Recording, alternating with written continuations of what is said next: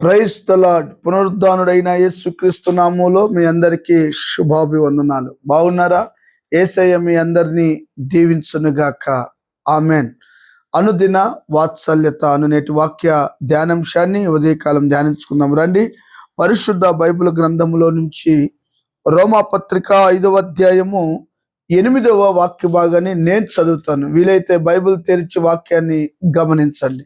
అయితే దేవుడు మన ఎడల తన ప్రేమను వెల్లడిపరుచుచున్నాడు. ఎట్లనగా మనం ఇంకనూ పాపులమై ఉండగానే క్రీస్తు మన కొరకు చనిపోయెను. యేసయ్యకి మహిమ కలుగునుగాక. ఆమెన్. ఏంటి, చాలా మందికి ఆశ్చర్యంగా ఉంది కదూ. ప్రభు అయిన యేసు క్రీస్తుల వారు కలువారు శిలువ మీద ఒక వ్యక్తి సజీవ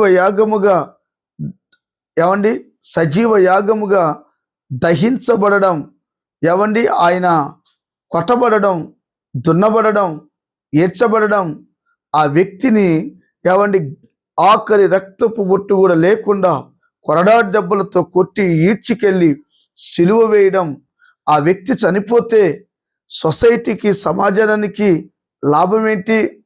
అసలు ఇది ఎలా సంతోషమవుతుంది? ఒకవేళ రాక్షసుడైతే సంతోషం, ఒకవేళ దొంగ అయితే సంతోషం. ఆయన దొంగ కాదే, ఆయన నీతిమంతుడే, ఆయన పరిశుద్ధుడే, భూమి ఆకాశమును సృజించిన సృష్టికర్త అయిన ప్రభువే. మరి ఆ ప్రభుకి ఎందుకు ఈ మరణం? దాని ద్వారా మనకెందుకు శుభం? 2 మాటలు మీకు జ్ఞాపకం చేస్తాను. అసలు మరణం ఎందుకు వచ్చింది? మనిషికే మరణం లేదని బైబిల్ చెప్తుంది. ఏదెను తోటలో దేవుడే ఒక వ్యక్తిని తన పోలికతో చేసుకొని ఆదాము అని పేరు పెట్టి, మరల పక్కటెముకలో ఒక ఎముకను తీసి స్త్రీగా నిర్మించి ఆమెకి అవ్వ అని పేరు పెట్టి వారిని మహిమ కలిగిన తోటలో, ఒక మాటలో మీకు చెప్పాలంటే పరలోకము ఎలాగుంటుందో ఆ పరలోకపు నమూనా ఈ ఏదెను తోటలో దేవుడు అనుగ్రహించాడు. ప్రత్యక్ష గుడారంలో నిబంధన మందసం మీదకి దేవుని మహిమ దిగి వచ్చినట్లుగా ఏదెను తోటలోకి ఎవ్రీ డే దేవుడే దిగి వచ్చేవాడు. ఇక్కడ మహిమగా వచ్చేవాడు. డైరెక్ట్గా ఇక్కడ దేవుడే వచ్చి ఆదాము అవ్వలతో ముచ్చటించేవాడు. కానీ ఒక వ్యక్తిని గమనించాలంటే పరీక్షిస్తాం. పరీక్ష అవసరం ప్రమోషన్ కొరకు, పరీక్ష అవసరం నీ స్వభావం ఏంటో తెలుసుకోవడానికి, పరీక్ష అవసరం నీ గుణం ఏంటో తెలుసుకోవడానికి. దైవజనమా, దేవుడు ఆ తోటలో అన్నీ పెట్టి, ఇదిగో మంచి చెడులను చెప్పే ఈ వృక్ష ఫలములు తప్ప అన్ని తినండి, ఇది తినొద్దు అని చెప్పాడు. అవ్వకి పురుగు తిరిగింది.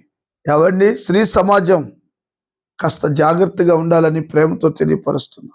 ఈ చెప్పుడు మాటలో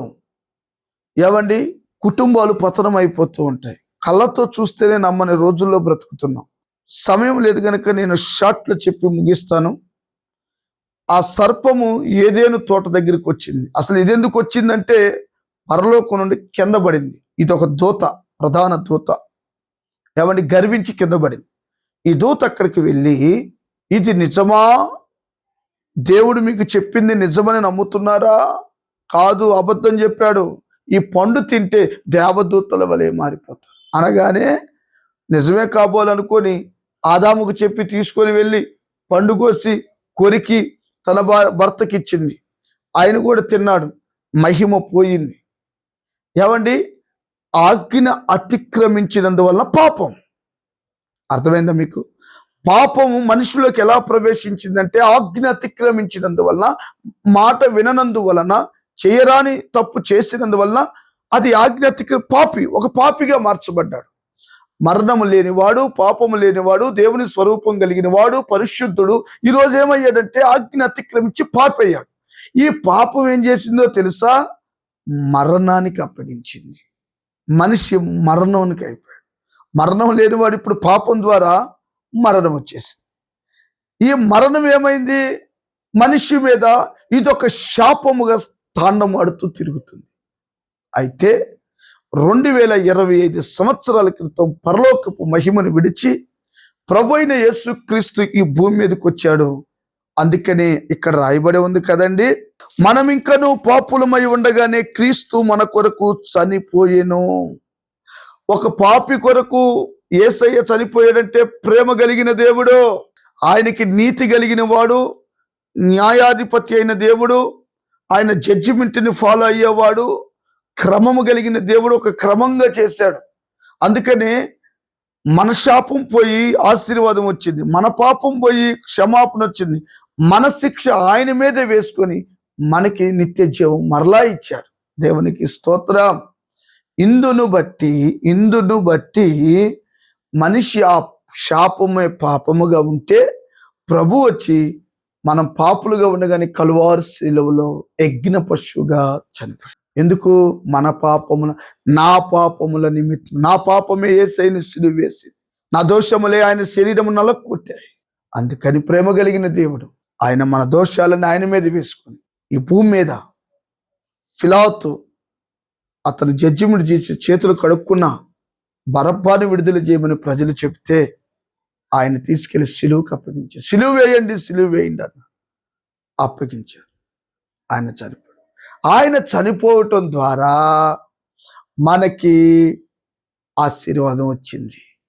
ప్రభు అయిన యేసు చనిపోవటం ద్వారా మన శాపం కొట్టివేయబడింది, క్షమాపణ దొరికింది. ఏమండి, మన జన్మ కర్మ పాపం అంతా కొట్టివేయబడి కింద మాట అన్నాడు కదా, చూడండి, మనం ఇంకనూ పాపులమై ఉండగానే క్రీస్తు మన కొరకు చనిపోయెను, కాబట్టి ఆయన రక్తము వలన, ఇప్పుడు చూడండి, ఆయన కార్చిన రక్తం వలన నీతిమంతులుగా తీర్చబడి నిశ్చయముగా ఆయన ద్వారా ఉగ్రత నుండి రక్షింపబడుదుము. యేసయ్యకి మహిమ కలుగును గాక. హల్లెలూయా. అర్థమైందా?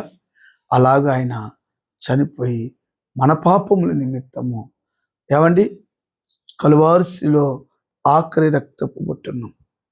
ఈరోజు నీ వాక్యం వింటున్న దైవజనమా, ఏ ప్రేమ నోచుకొని నీ గుండెల్లో యేసయ్య నిన్ను ప్రేమిస్తున్నాడు, నీ కుటుంబాన్ని ప్రేమిస్తున్నాడు, నీ పిల్లలను ప్రేమిస్తున్నాడు, నీ ఉద్యోగాన్ని ప్రేమిస్తున్నాడు, నీ వ్యాపారాన్ని ప్రేమిస్తున్నాడు.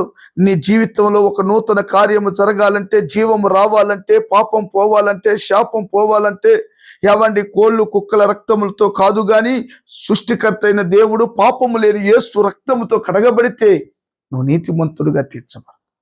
ఆ నీతిమంతులు పరలోక రాజ్యంలోకి ప్రవేశిస్తారు. దేవుడు ఈ మాటలు నీ గుండెల్లో స్థిరపరిచి బలపరుచునుగాక.